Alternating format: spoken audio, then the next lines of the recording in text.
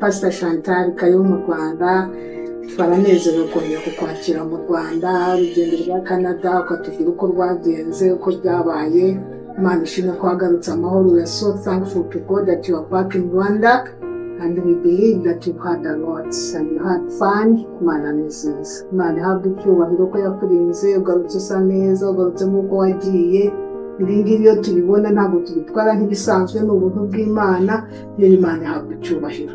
Turabakiriye rero umushumba, turabakiriye kugira ngo mubwire uko urugendo rwagenze, mubwire abanyarwanda n'abandi bazakumva Imana umugisha. Murakoze bene data mudateze amatwi, ndabanje kubashuza mu izina rya Yesu Kristo umwami wacu. Pastor Chantal Ayera Ministries. Ndashima Imana rero nk'uko mwene data tubajije, ni ukuri twagize urugendo rwiza.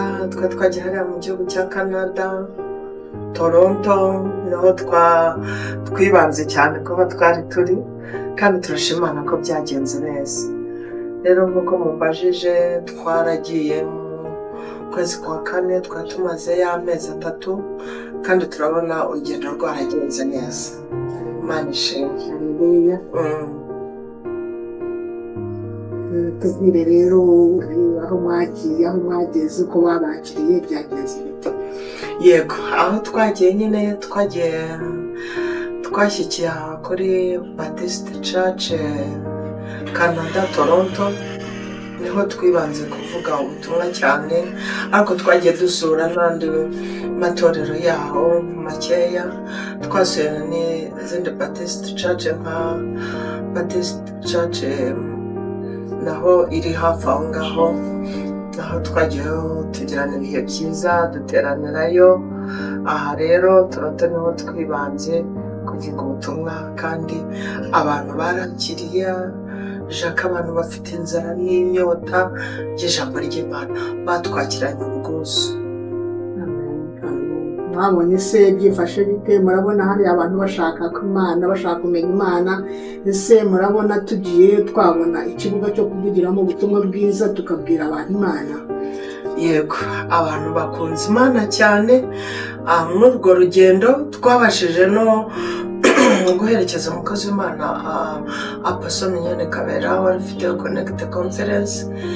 Nabonye ukuntu abantu bafite inzara n'inyota barahurura, bavuye za Amerika, bavuye mu mahanga, bavuyeyo. Ibyo byose ni byerekana bya bindi bita revive. Imana irashaka ko duhaguruka, ni ukuri ntitwikeretse, kwa kundi yabwiye Gideyoni ngo genda uko imbaraga zingana. Mu mbaraga zacu uko zingana, wowe ugenda ugira ngo uri umuntu usanzwe, ariko iyo ugezeyo Imana niyo ikwihera ibyo uvuga, niyo iguha imbaraga, ukabona wahagurutse wari Shadaraka, ukabona subaye wowe, ukumva hari izindi mbaraga ziri kugukoresha. Ndashima Imana rero yuko twabonye Imana, twabonye abantu bafite inzara n'inyota. Ni ukuri turi muri kiriya cyanditswe cyo muri Matayo 28, aho Yesu yabwiraga ziriya ntumwa ati mugende mubigishe, mubabwire kwitondera ibyo nababwiye, ati kandi ndi kumwe namwe igihe cyose.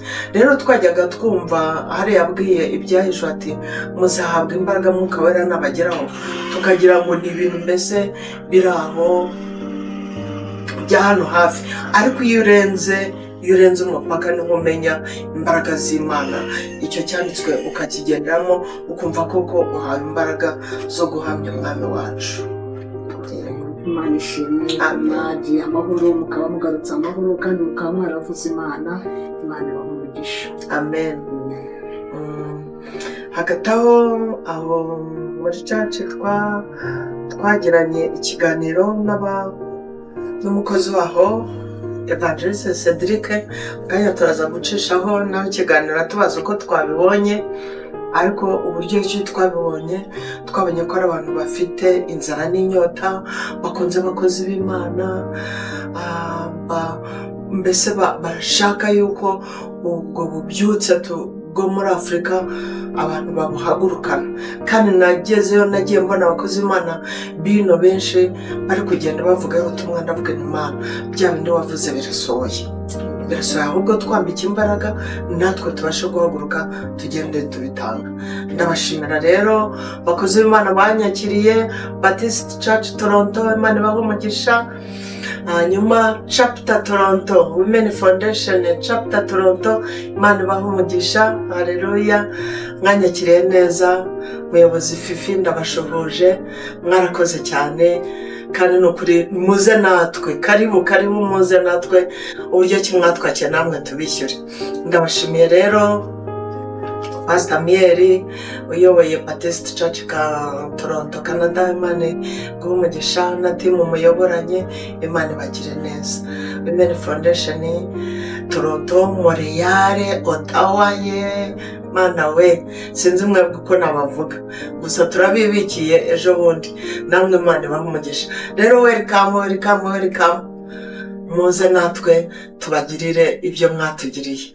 Ndabashimiye rero, mu by'ukuri twabonye Imana, twabonye kugira neza kw'Imana, Imana iduha umugisha. Turagarutse mu rwacu. Ubwo banavuga bati se usubiyeho, ni yego ndagiye ejo bundi ndagarutse, nuko Imana iduha umugisha rero. Amen. Yes, bayobozi ba Yara Ministry rero namwe ndabashoboje. I'm come back. God bless you. Amen. Yesu ashimwe cyane, inshuti z'umusaraba, mbaramukije amahoro mu mwami Yesu Kristo. Nk'ibisanzwe ni Cedric muvugana, mbaramukije mwese. Nagira ubuntu kandi ngirwa umugisha udasanzwe wo kubana n'umukozi w'Imana Mama Chantal. Mama Chantal ndakuramukije cyane. Amen. Muraho neza? Muraho neza. Asante. Asante sana. N'umugisha ukomeye, twagize umugisha udasanzwe wo kubana n'umubyeyi ava mu gihugu cy'u Rwanda, aho asanzwe akorera imirimo y'Imana. Twari tumaranye hafi amezi 3 ari kumwe natwe. Rero biragaragara ko iminsi yiwe yo kuba muri kino gihugu iri ku musozo. Rero twamufashe ko twobana nawe muri interview y'umwanya muto kugira ngo atubwire uko yabonye umurimo w'Imana. Yesu nashimwe. Amen. Rero Mama Chantal, twagize umugisha kubana nawe muri kino gihugu hafi amezi 3. Ukaba usanzwe ukora imirimo y'Imana mu gihugu cy'u Rwanda. None niki wabonye, n'iri tandukaniro wabonye ukora Imana muri kino gihugu cya Canada no mu Rwanda? Niki wobwira abo kurikirana nk'abakristo ba mu gihugu cya Canada? Yesu nashimwe. Amen. Yesu nashimwe cyane, bene data bakundwa, Mana nshimwe cyane nk'uko Blaza Cedric atubajije. N'ukuri bari gukora umurimo w'Imana byiza, none agira amahirwe yo kubana nabo aya mezi 3, kandi ndashima Imana yuko byagenze neza, Imana yaduhana umugisha. Amen.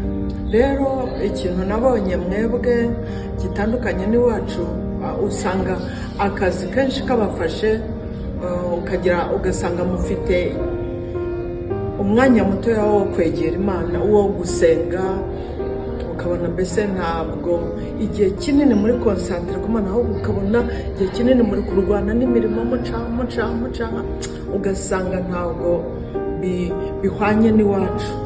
Wacu tugira akanya, kuwa mbere tugasenga, kuwa gatatu wenda tugacishamo, kuwa gatanu, kuwa kabiri, ku cyumweru hakaba n'ibihe ndetse dufata n'iminsi yo gusenga no kwiyiriza ubusa, tukajya tujya muri church tugasenga nka nyuma ya nimugoroba tuvuye ku kazi.